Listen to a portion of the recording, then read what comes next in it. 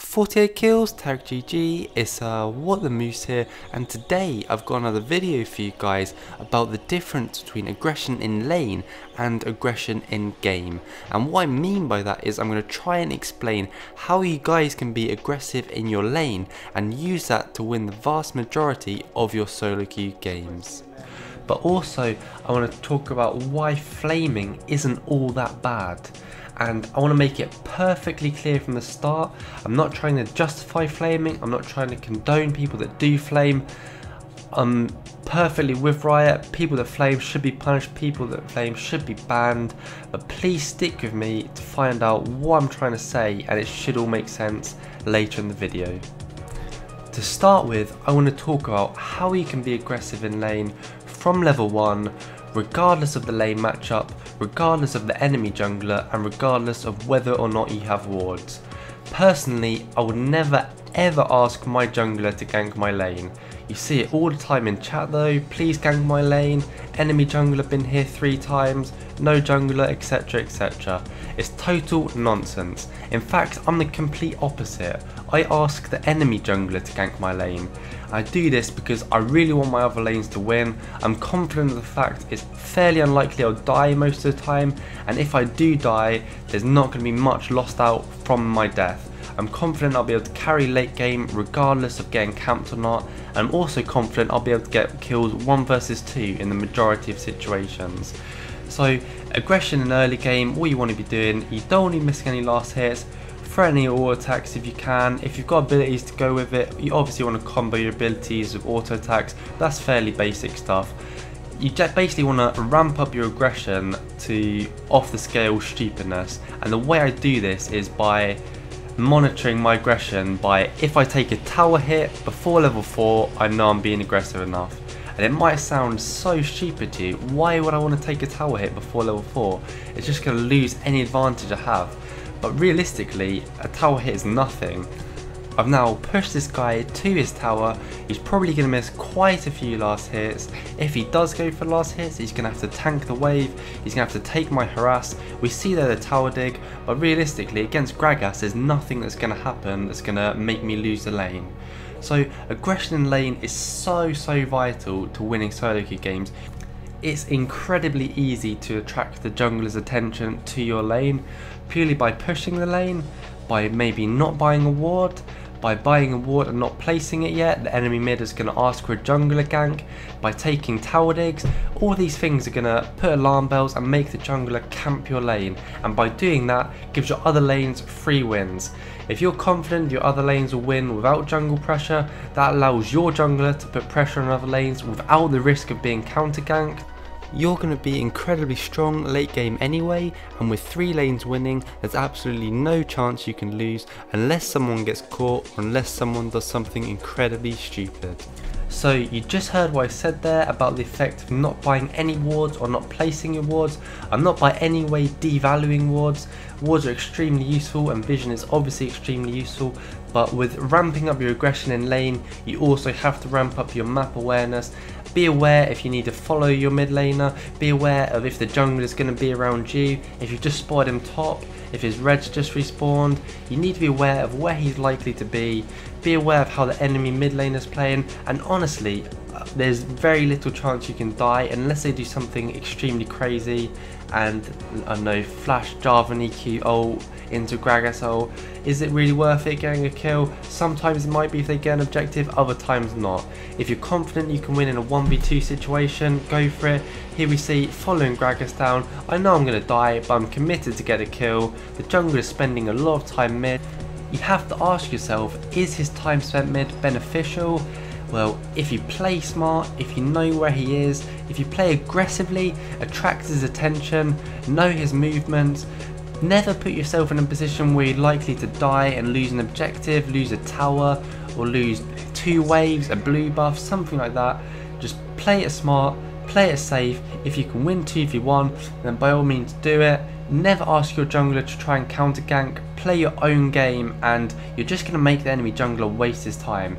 He was literally mid 4 or 5 times that game and they gained absolutely nothing. I was so far ahead of Gragas regardless of jungle pressure, and every single other lane won. As I said, it's going to be a free win unless something drastic happens.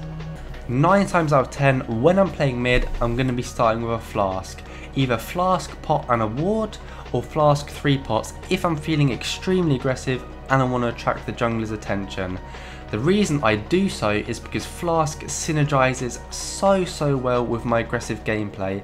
Like I said before, I'm taking tower digs early, I'm trading at every possible opportunity with auto attacks and abilities, and flask gives you the option to push the tower back early, refresh your charges and get an item advantage to continue aggression and to even further snowball the lane.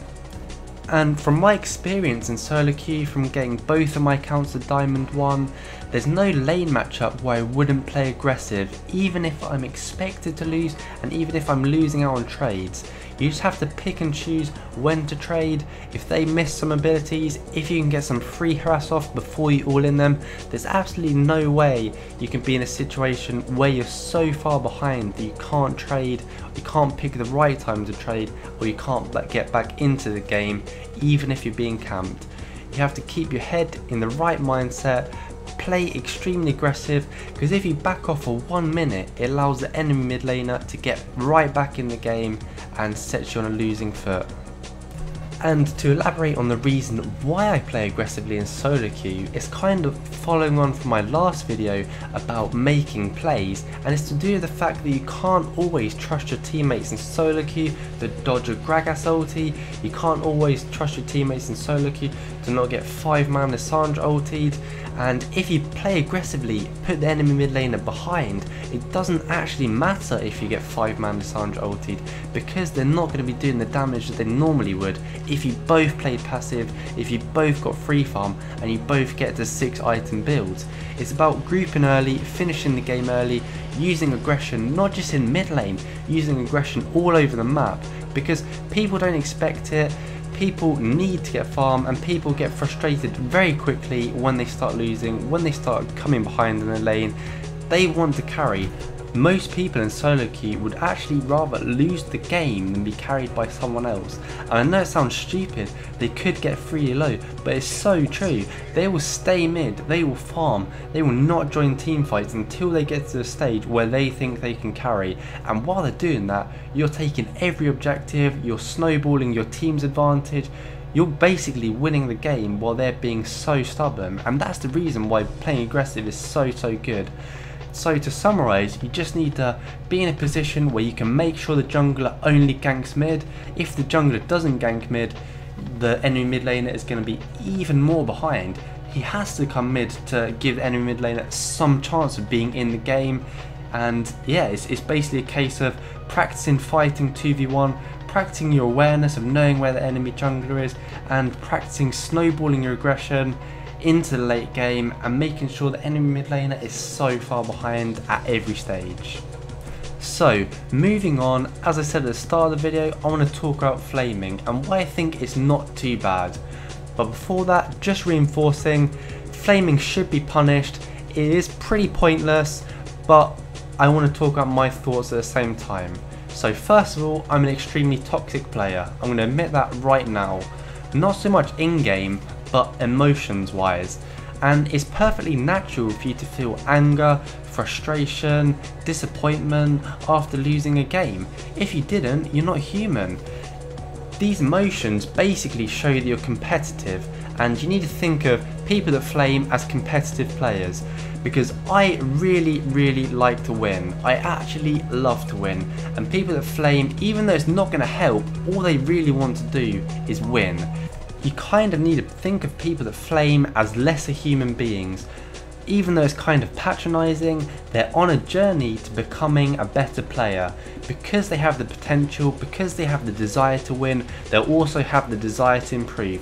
All they really want is for everyone to perform well and for them to win the game. And that's perfectly acceptable. But what isn't acceptable is how they go about telling you this, by undermining your performance and making you play worse, which seems strange because all these flamers want to do is win, but all they do by flaming is make it harder to win, and they don't understand this. But they're so close to being in a position where they can be incredibly high elo, and all they have to do is channel these strong emotions, this anger, this rage, this frustration into better gameplay, into improving, and into looking at where you went wrong last game and how you could have played better. Because these emotions are extremely powerful. They're used in so many professional sports, especially in contact sports such as rugby. There's a fine line between aggression and channeled aggression, but if you can channel it into proper positive energy rather than negative energy, you're going to have a lot better results and you're going to start winning so many more games. And it's for this reason that I'd much rather play with someone who's competitive and who flames than someone who's not competitive and who doesn't really want to win. Because you get plenty of these players in solo queue, and it's probably one of the most frustrating things in game when you play with someone who doesn't care about the result and would rather lose league points and have fun in a ranked game than win. I mean, obviously at the ground roots level, League of Legends is a game and people play games to have fun, to relax and unwind after school or work. However, in my opinion, there are places for this, such as normal games, normal draft, 3v3, Dominion, ARAMs, and I would much rather see someone who's competitive and who flames in a ranked game, because I know I can help this guy. I know I can help this guy get to the player he deserves to be and get to the player that he wants to be, and also help him to stop flaming and make League of Legends a better community. And I know I can do this because I was that guy. I was the guy that flamed everyone. I was the guy that really wanted to win. I was the guy that didn't realise the effect that he had on his teammates and the fact that I was actually diminishing my chances of winning. I'm now at a stage where I can channel my anger, channel my rage, channel my frustration into performing better and helping everyone else perform better. After I get relegated, after I go on a lose spree, I don't blame anyone anymore. I blame myself. I use these emotions to play better, and that's all these people need to do. It sounds so easy, and it is so easy. So if you're listening to this and you're a flamer, I know there's not much chance of you taking much of this on board, but people who don't flame, it's your responsibility to understand this and to not react to people that flame, but instead help people that flame get to where they want to be, because it's going to help you and it's going to help them, and that is what we want at the end of the day.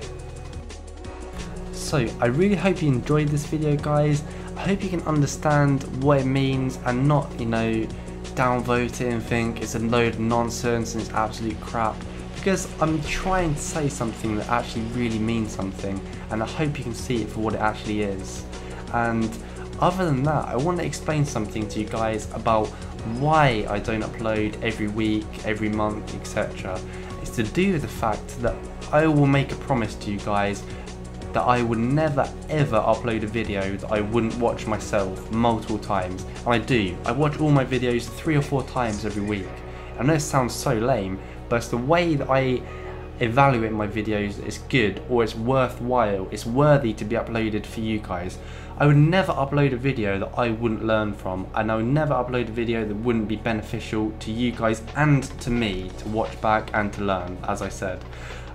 There's some YouTubers out there who upload videos and I suspect they probably wouldn't watch them back. They may even be ashamed of them. I'm not going to name names, and obviously everyone likes their YouTubers that they watch, but from my perspective, I really like to have pride in what I do and be proud of my work, and know that if I upload this video, everyone will 100% learn from it and 100% like it, rather than generic tips, rather than useless facts that aren't really going to benefit you guys. Because I could easily upload videos and extort views, but that wouldn't be right, and that wouldn't be right for me. I mean, I could upload some gameplays for you guys, but it depends how much you guys would benefit and how much you guys would like to watch it. But I'm extremely conscientious about uploading these videos, and I hope you understand that I'm not doing it because I'm lazy, I'm not doing it because I don't want to, I'm doing it because I want to get the best quality to you guys. I want you to see what the Moose has uploaded a video and think, this is going to be good, rather than get excited for it but could get let down kind of thing. So yeah, if you could please like this video if you enjoyed it, favourite it, tweet it, share it on Facebook, share it with friends, do whatever. It 100% helps me and it means so much. And yeah, subscribe if you like what I'm doing, and I'll see you guys next time. Peace.